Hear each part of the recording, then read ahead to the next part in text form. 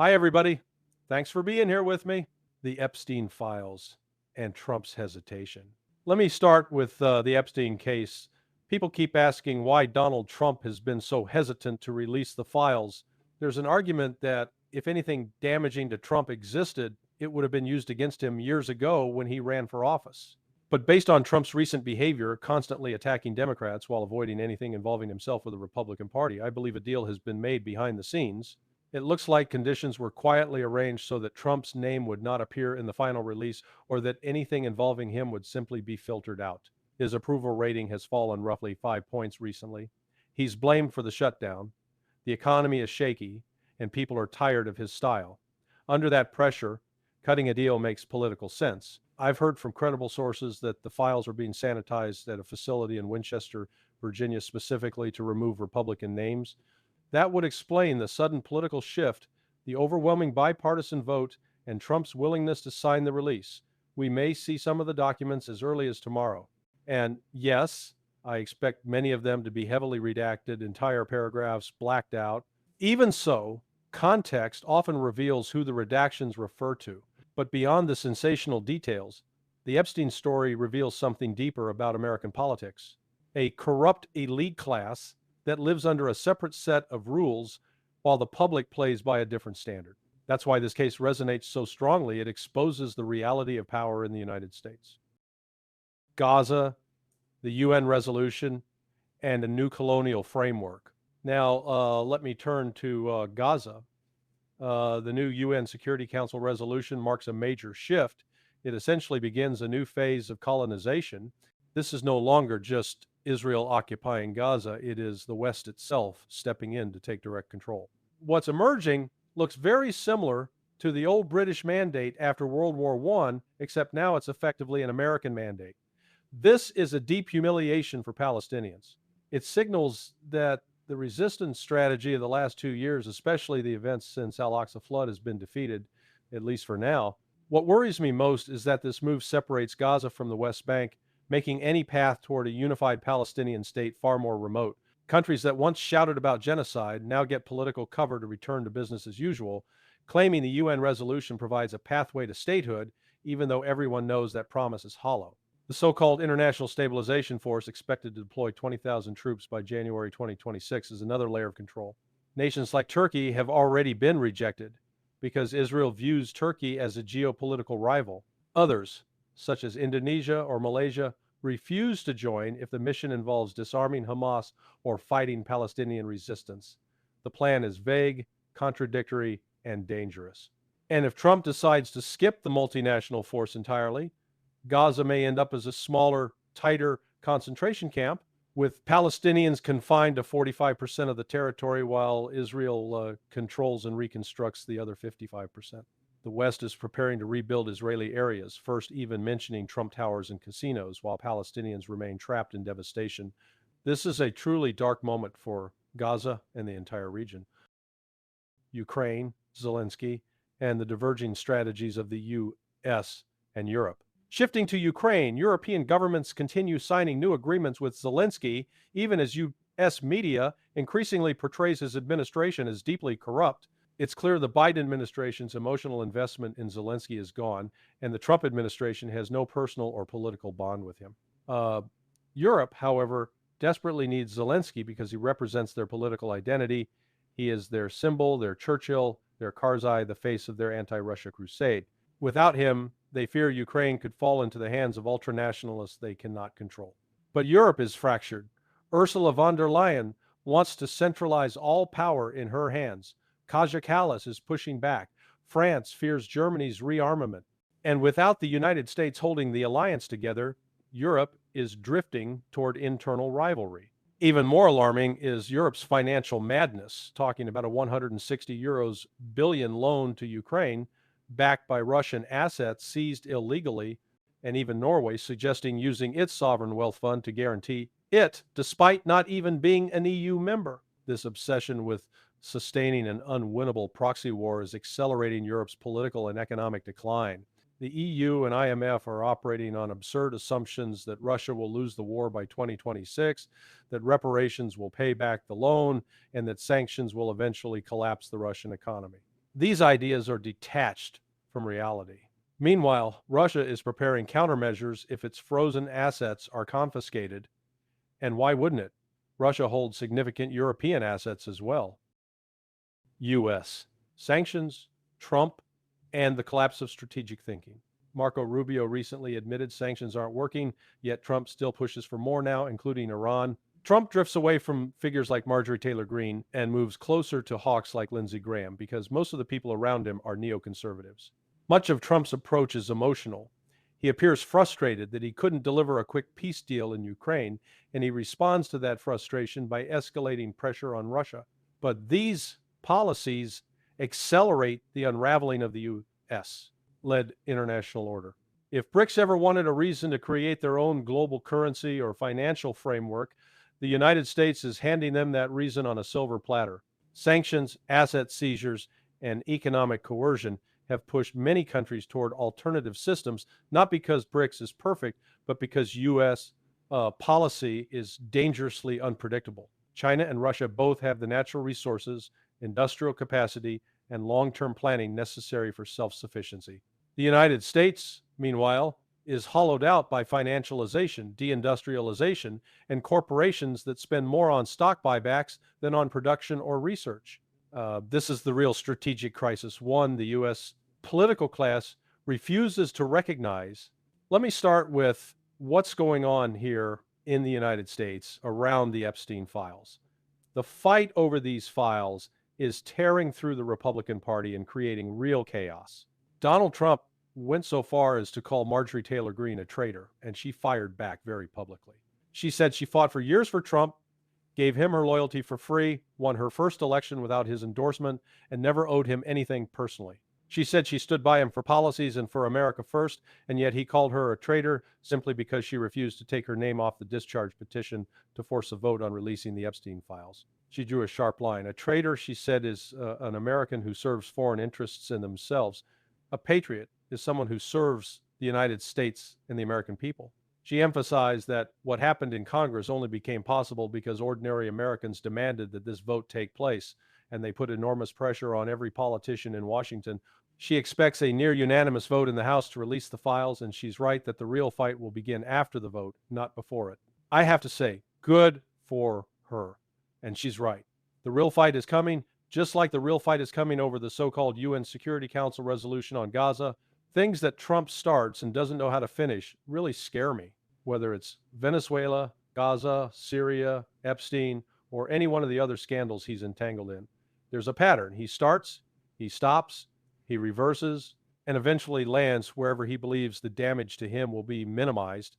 But 48 to 96 hours later, a week later, what we often see is maximum damage to the country. When I listened to Marjorie Taylor Greene's remarks, I was genuinely stunned. And I was just as struck by Trump's comments about her.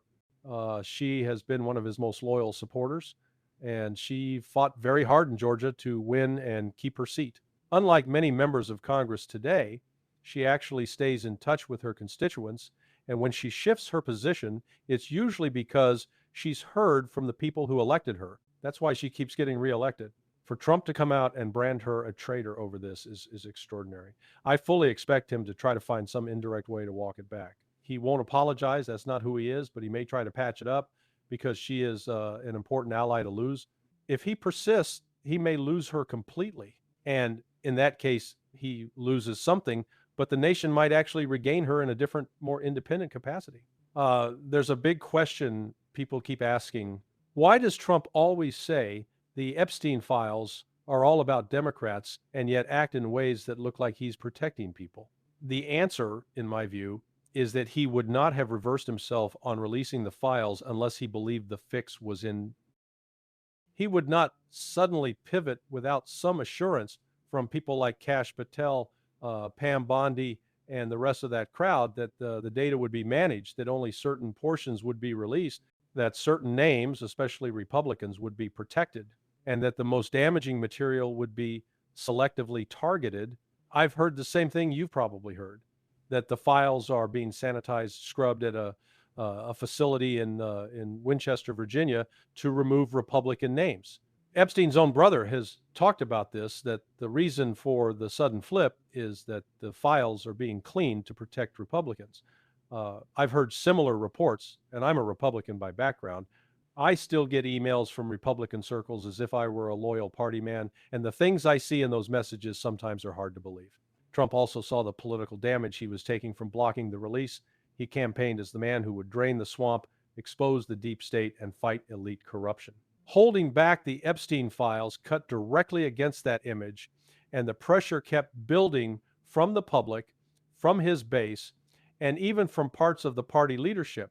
At some point, he calculated that it's better to suffer a little damage now than a lot of damage later. So he flipped, but only after he felt the situation had been controlled behind the scenes.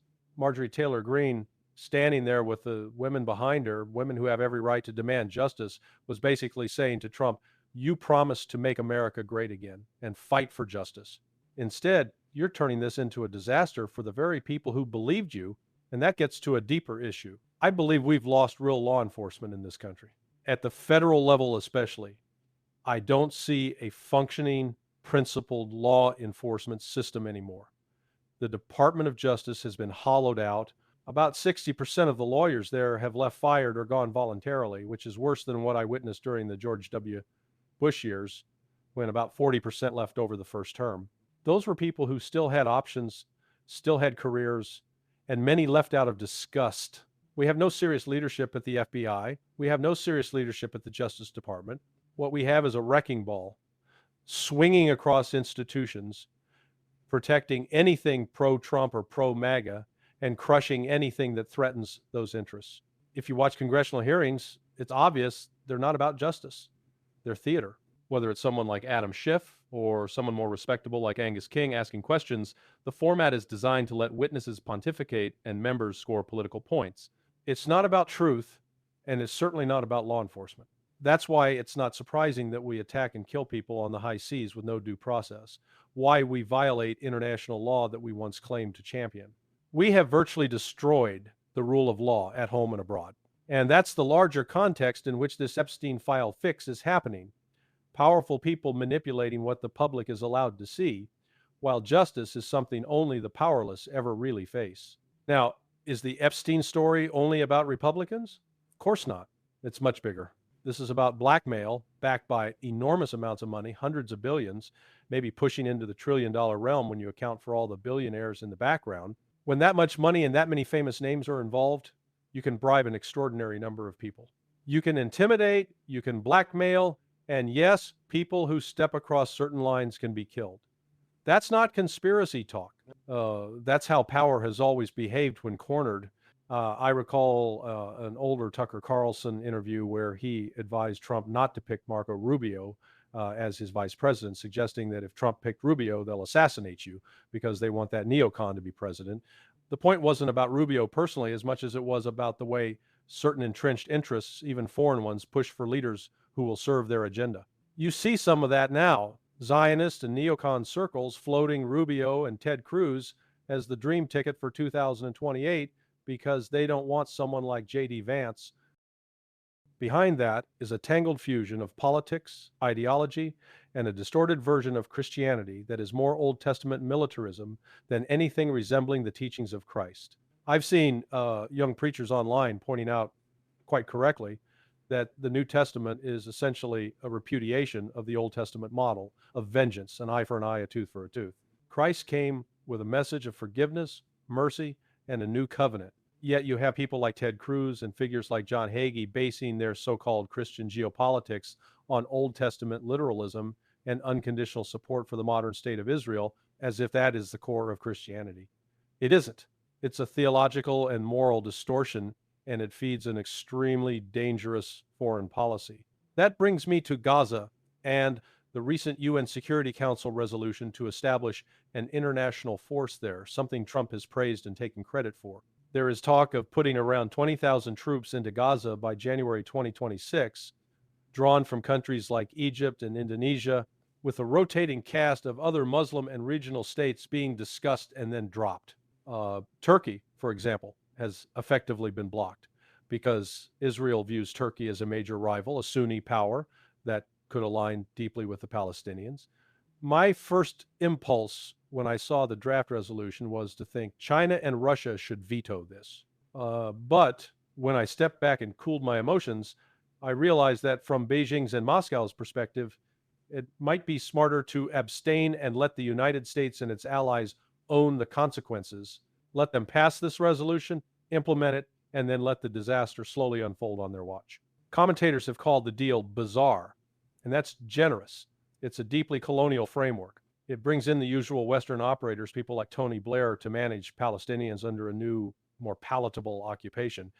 It's essentially a slower, more staged elimination of Palestinian political agency, wrapped in UN language and humanitarian rhetoric.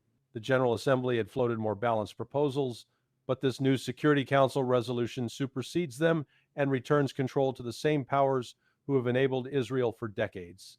Israel remains the tool, but the deeper project is Western strategic control of the region. The fragility of this plan is obvious if you look at Israeli domestic politics. Figures like Ben-Gvir openly say that any clause even hinting at a future Palestinian state is anathema. Polls show that a large majority of Jewish Israelis support Netanyahu's campaign and even favor more killing, more intensity. They see Palestinians as subhuman, future terrorists to be killed in childhood or even before birth. Under that mindset, how can you produce an Israeli government that genuinely supports any credible path to Palestinian statehood? You can't. So what we get instead is more of the same at a slower pace. Gaza turned into a managed, internationally supervised cage. Netanyahu perhaps replaced, but by someone who continues the same policies with a softer face. Meanwhile, Arab leaders, many of whom are already clinging to power by their fingernails, have to sell their people on yet another empty promise of a future Palestinian state. That's a recipe for unrest, a second Arab Spring, a wider intifada, or something structurally similar. On top of that, I still believe Netanyahu wants a war with Iran, and I believe Trump is serious about backing him. If Israel strikes Iran, Iran will respond, and the result would be catastrophic, very likely devastating for Israel. As a military professional, if I put myself in the position of Hezbollah, Hamas, Palestinian Islamic Jihad, and other resistance groups, I'd say strike from every vector the moment Israel is heavily engaged with Iran.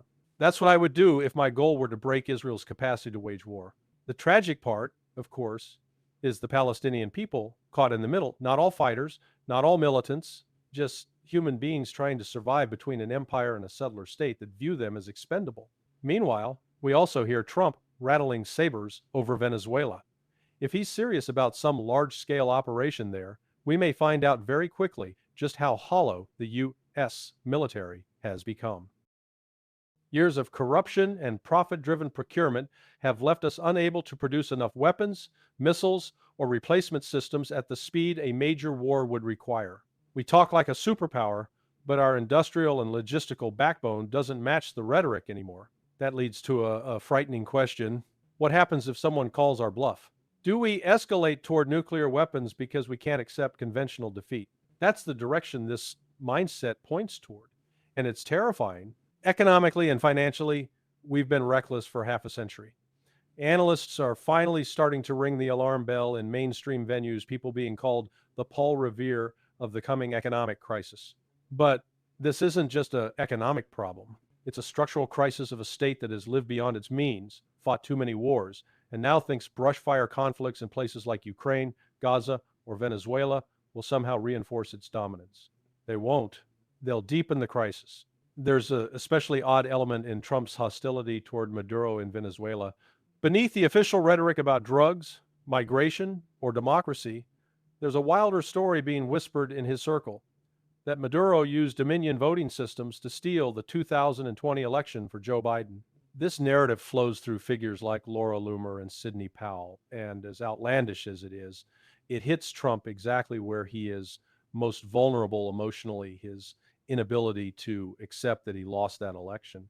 If he actually believes Maduro helped take it from him, that could be what's really driving some of his fury toward Venezuela, far more than any coherent strategic interest. When you look across Trump's inner circle, Pam Bondi, Kash Patel, various cabinet secretaries, Homeland Security figures posing in jeans as if they were ICE agents on the streets, You see a bizarre cast of characters that has dragged absurdity straight into the center of national security decision making. And the saddest part is that most Americans, most members of Congress, still refuse to look in the mirror and ask, what have we done? Is even the rhetoric on immigration reflects this surreal hypocrisy. You have relatives of prominent Trump allies posting online that legal immigration is a massive problem, while commenters point out their own family names and immigrant background. It's as if people have forgotten entirely where they came from. Let me touch briefly on the Iran-Russia relationship.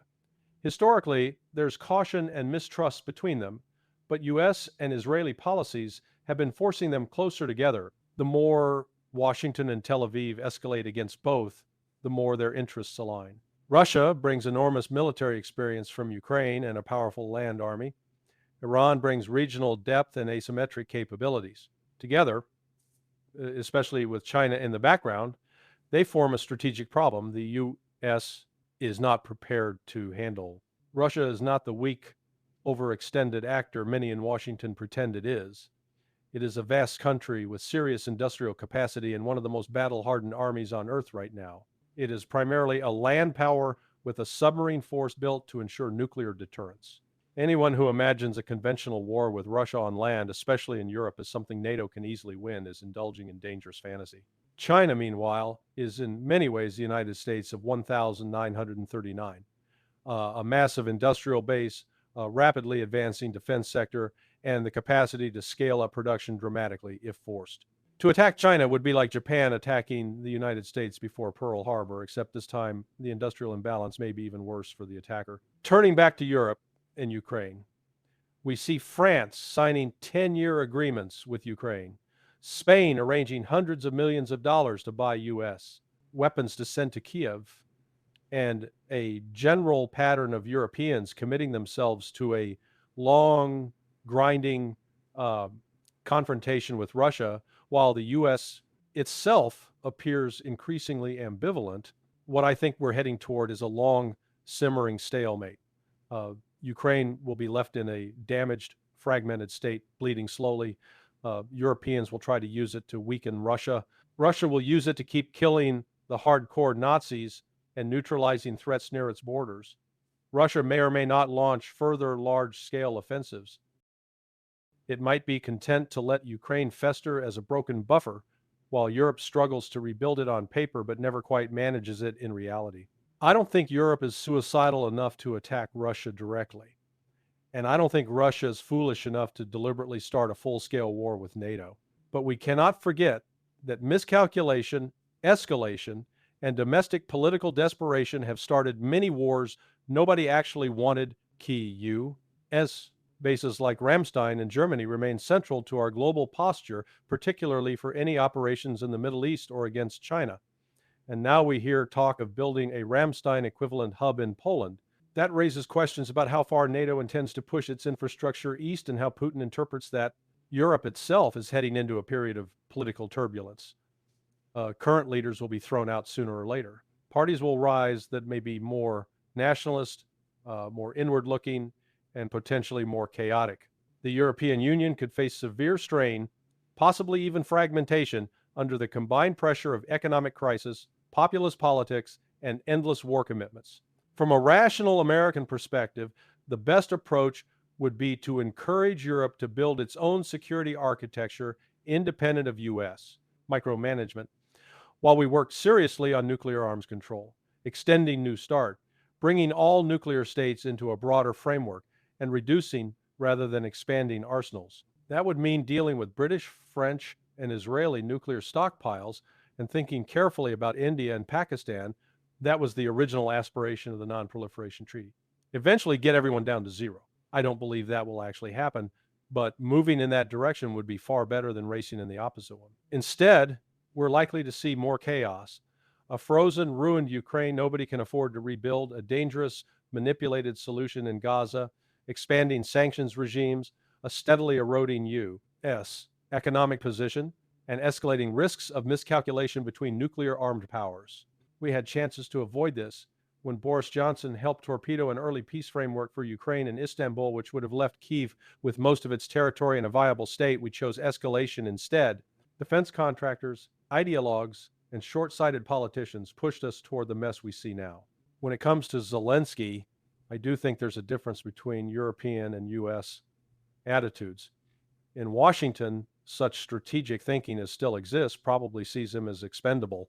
In Europe, he remains symbolically important as the face of their project. But whoever comes after him will have to deal with the entrenched far-right elements, the Nazi formations that Russia has been talking about from the beginning. Those forces will demand a big share of power, and they are not compatible with any stable, peaceful order in Europe. History should have taught us that in 1945, but instead of eliminating that strain, we imported some of it into our own system. So where does that leave us? In a complete mess. I would love to be able to tell you there's a clean, peaceful, easy way out of all this, but there isn't. Not without pain, not without risk, not without a level of honesty and courage that our current leadership so far has not shown. Thank you for staying with me through this wide-ranging discussion. We really did go all over the map today.